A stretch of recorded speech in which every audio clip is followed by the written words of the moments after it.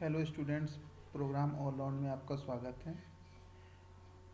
इससे पिछले वीडियो में हमने पढ़ा था कि बिल्ट इन फंक्शन क्या होता है। अब हम पढ़ेंगे कि यूजर डिफाइन फंक्शन क्या होता है। तो सबसे पहले हम टाइप ऑफ फंक्शन समझ लेते हैं कि फंक्शन के टाइप कौन कौन होते हैं। तो देखिए, types of function: pre build function and user define function. तो प्री बिल्ड फंक्शन तो हम लोगों ने पिछले वीडियो में पढ़ा था। अब हम पढ़ेंगे यूजर डिफाइन फंक्शन क्या होता है। तो देखिए बच्चों, यूजर डिफाइन फंक्शन में आपका दो तरीके के फंक्शन होते हैं। पहला नॉन रिटर्न फंक्शन और एक रिटर्न फंक्शन। देखिए, नॉन रिटर्न फंक्शन का मतलब ये होता है कि हम जो भी फंक्शन बनाएंगे, ठीक है, तो फंक्शन के अंदर ही हम किसी भी रिजल्ट को प्रिंट कराते हैं, उसको हम लोग बोलते हैं नॉन रिटर्न फंक्शन। ध्यान से समझना कि कोई भी फंक्शन बनाएंगे तो फंक्शन के अंदर, यानी जो फंक्शन हम बना रहे हैं उसी के अंदर रिजल्ट को प्रिंट करा देते हैं, उसको हम लोग बोलते हैं नॉन रिटर्न फंक्शन।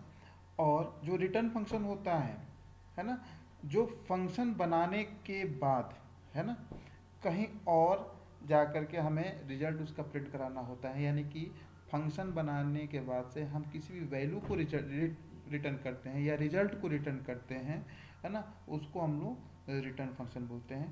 तो ये हम लोग प्रोग्राम के माध्यम, सबसे पहले तो हम लोग सिंटेक्स देख लेते हैं।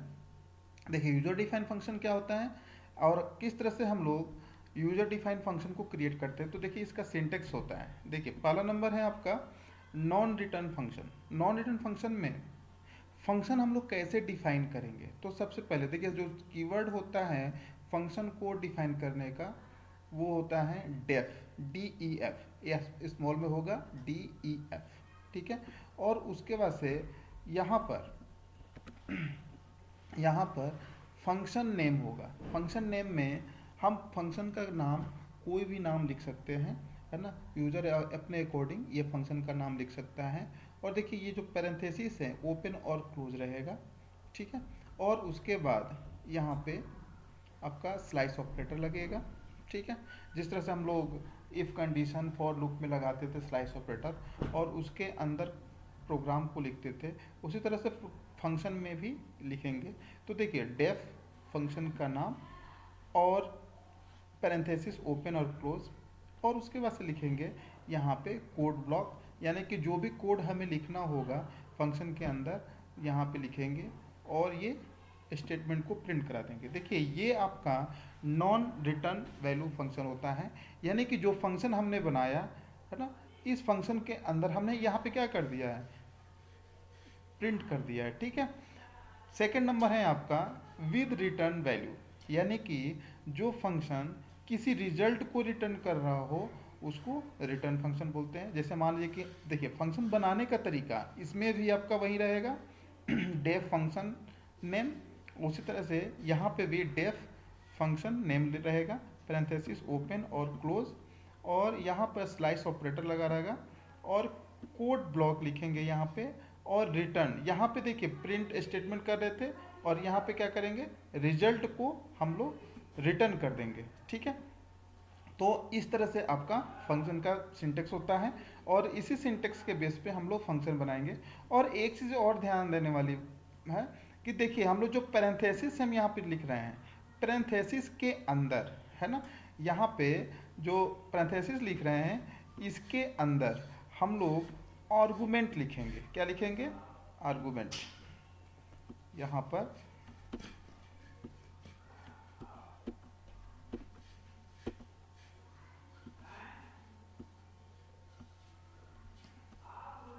यहाँ पर आर्गुमेंट लिस्ट लिखेंगे। देखिए, आर्गुमेंट लिस्ट क्या होता है, हम लोग नंबर ऑफ वेरिएबल यहाँ पर लिख सकते हैं, है ना।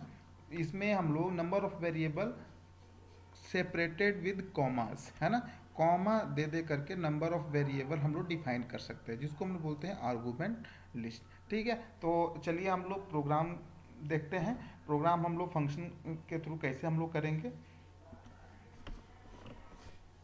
तो देखिए बच्चों, हमने एक फाइल बनाया है, पाइथन की फाइल यूजर डिफाइंड के नाम से, यूजर डिफाइंड डॉट पाई के नाम से। यहाँ पर हम लिखते हैं DEF। देखिए हम आप लोग को बताए थे कि डेफ से फंक्शन स्टार्ट करते हैं, DEF लिखते हैं और यहाँ पे फंक्शन का नाम लिखते हैं। जैसे मान लीजिए FUN है ना, FUNCTION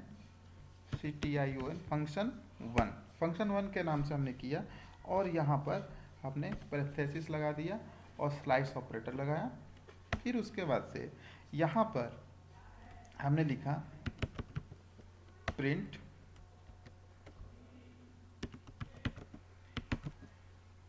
दिस इज अ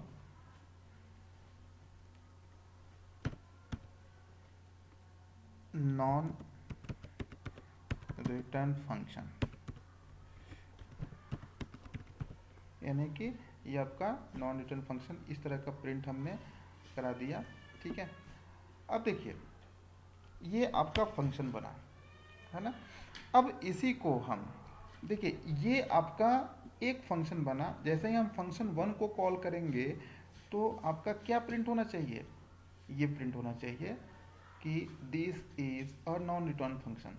देखिए ये आपका कोड ब्लॉक होता है ना, ये कोड ब्लॉक होता है, यानी कि किसी भी वैल्यू को ना रिटर्न करके यहीं पे हम इसको प्रिंट करा दिए। ठीक है, अब हम फंक्शन से बाहर आते हैं। देखिए ये फंक्शन से हम बाहर आ गए और यहाँ पे हमने क्या किया, सिर्फ हमको क्या करना है, बाहर आकर के FU फंक्शन वन कर देना है। ठीक है, अब देखिए फंक्शन वन करके अब हम जब इसको रन कराते हैं, यहाँ पर हम जब रन कराते हैं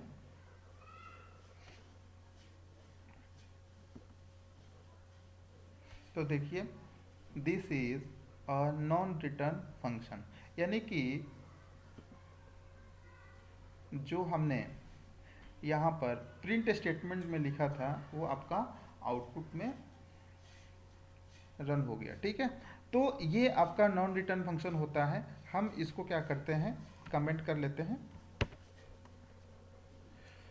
इसको हम कमेंट कर लिए और अब हम लिखे ट्राई करेंगे कि रिटर्न फंक्शन क्या होता है। जैसे मान लीजिए कि यहाँ पर DEF लिखा, डेफ, और यहाँ पर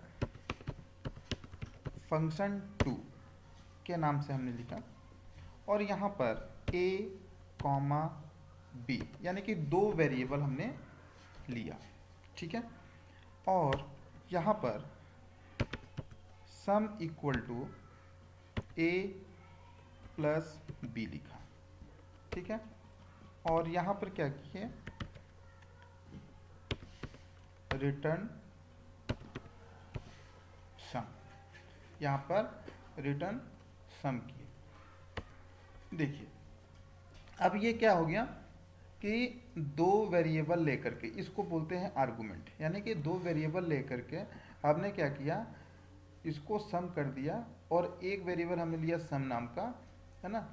जब हम दोनों को ऐड करेंगे तो किस में स्टोर होगा, सम में होगा, और जो रिजल्ट सम में आ रहा है उसको हमने क्या किया, रिटर्न कर दिया। अब इसको क्या करेंगे, अब हम यहाँ से कॉल करेंगे। जैसे मान लीजिए बाहर आ गए फंक्शन के और यहाँ पे INT लिखा, A equal to INT input enter first number, sorry यहाँ पर हम INT पहले नहीं लिखेंगे, और यहाँ पर B equal to INT int input enter second number. ठीक है, देखिए यहाँ पर हमने क्या किया कि A और B दो वैल्यू को हम इनपुट कराएं।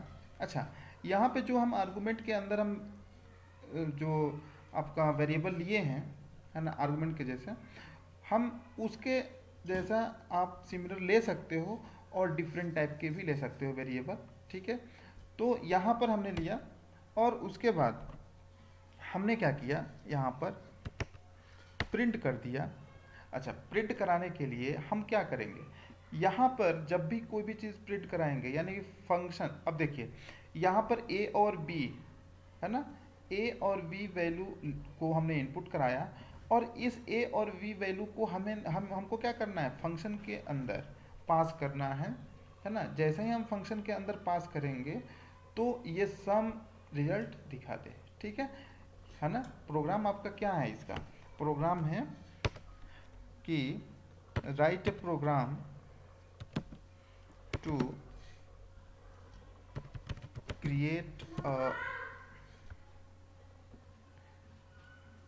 create a function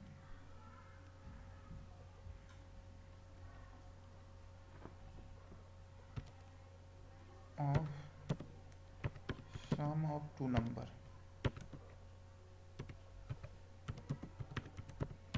है ना।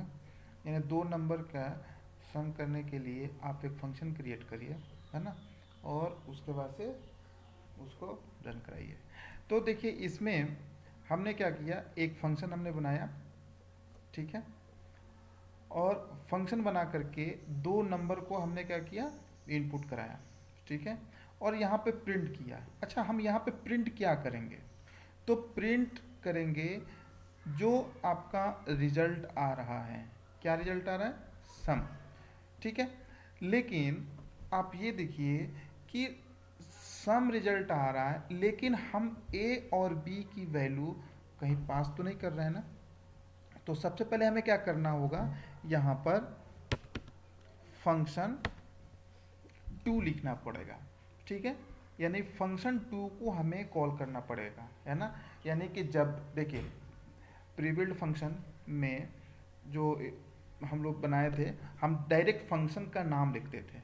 उसी तरह से यहाँ पर भी जब आप कोई भी फंक्शन बनाएंगे और उसको यदि हम कॉल कराएंगे तो उस फंक्शन का नाम लिखेंगे, ठीक है, और फंक्शन का नाम लिख करके उसमें वैल्यू पुट करेंगे। और वैल्यू क्या है, ए कॉमा बी, है ना, यानी कि ए और बी को हम पास करेंगे और इसको हम क्या करते हैं, रन कराते हैं। देखिए रन कराएंगे तो हमारा सबसे पहले क्या मांगेगा, इंटर फर्स्ट नंबर और इंटर सेकंड नंबर। चलिए देखते हैं रन करा करके आ रहा है कि नहीं। देखिए इंटर फर्स्ट नंबर जैसे 23 किया, फिर इंटर किया, इंटर सेकंड नंबर 43 किया, फिर इंटर किया, तो देखिए रिजल्ट क्या आया आपका, 66 आया, ठीक है। तो इसमें देखिए जो रिजल्ट आ रहा है, अब हम इसमें क्या, अब अच्छे से समझ लीजिए आप लोग कि देखिए दो नंबर को सम कराने का फंक्शन हम पहले बताएं। तो फंक्शन बनाने के लिए हमने क्या किया, डेफ लिखा, फंक्शन 2 लिखा, यानी फंक्शन का नाम अपने हिसाब से आप लिख सकते हो, और इसमें दो वेरिएबल को पास किया, ठीक है। यहाँ पे देखिए जितना आर्गुमेंट हम यहाँ पे लिखेंगे उतना ही वैल्यू को हम इनपुट कराएंगे। यदि यहाँ पे हम 3 आर्गुमेंट लिखेंगे तो 3 वैल्यू को, वेरिएबल को लेंगे इनपुट कराने के लिए, ठीक है। तो हमने क्या किया, आर्गुमेंट में 2 आर्गुमेंट यहाँ पे लिए, ठीक है, और sum is equal to A plus B. देखिए ये स्ट्रक्चर है, ये पूरा क्या है, ये एक स्ट्रक्चर ही है ना।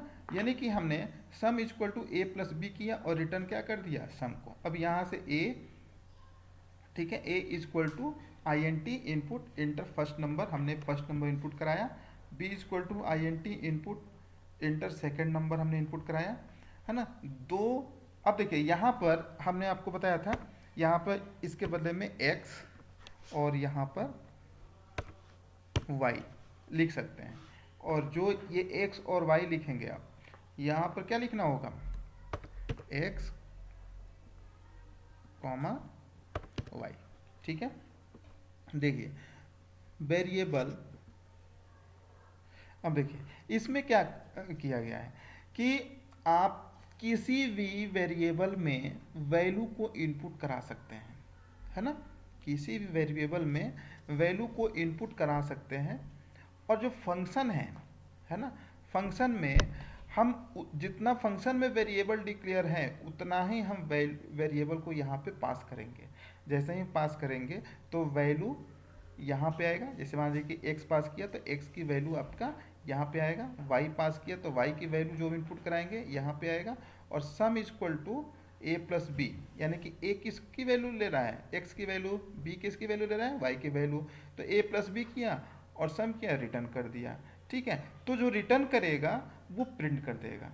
ठीक है, इसको भी हम रन करा कर देखिए, वेरिएबल हमने चेंज किया है ना। अब इसको हम रन करा कर देखते हैं।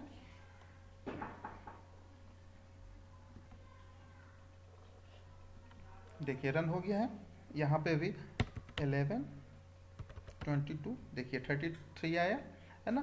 तो वेरिएबल आप सेम भी रख सकते हैं, फंक्शन में जो वेरिएबल आपने डिक्लेयर किया, और आप अलग अलग भी रख सकते हैं।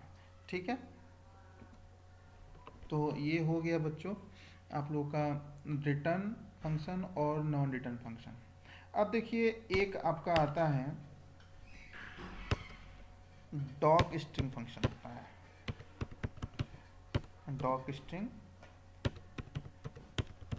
फंक्शन, ये डॉक स्ट्रिंग फंक्शन क्या होता है, देखिए जो फंक्शन मतलब किसी को नहीं पता चलता है, जैसे मान लीजिए कि यहाँ पे fun2 लिखा और यहाँ पे लिखा a कॉमा v, ठीक है, और sum is equal to a plus B. तो fun2 ये होता क्या है ना। यदि हम यहाँ पे सम लिखते तो किसी को पता चल जाता है कि हाँ ये सम फंक्शन है, सम के लिए यूज़ किया गया है। लेकिन fun फंक्शन 2 लिखा, यानी कि फंक्शन 2 से पता नहीं चलेगा कि ये फंक्शन क्या कर रहा है। तो इसमें हम लोग क्या करते हैं कि फंक्शन जैसे ही आप डिक्लेयर करते हो उसके जस्ट नीचे आप ये स्ट्रिंग लिखने के लिए आपका 3 डबल कोट्स लगाते हैं और यहाँ पे लिखेंगे दिस फंक्शन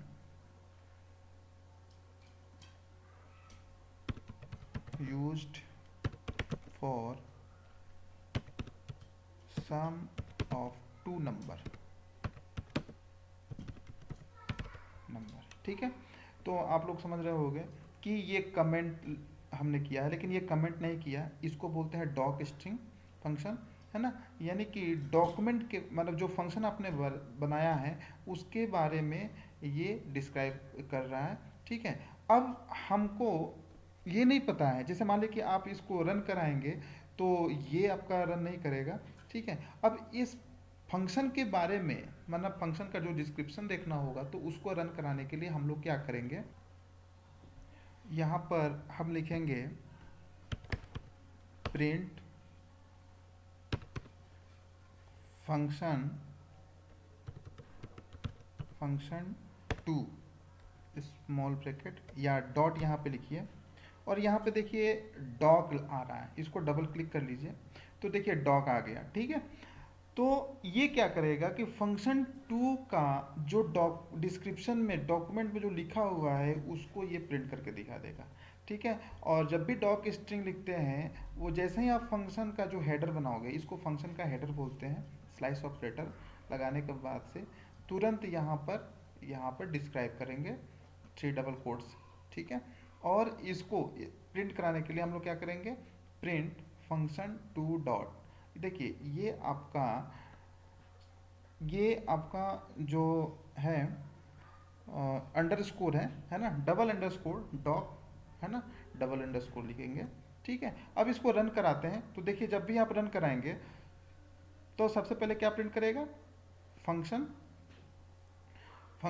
का सम करके दिखाएगा, फिर उसके बाद से क्या प्रिंट करेगा, फंक्शन का डिस्क्रिप्शन प्रिंट करके दिखाएगा जो हमने यहाँ पे लिखा है। तो चलिए रन करा कर देखते हैं।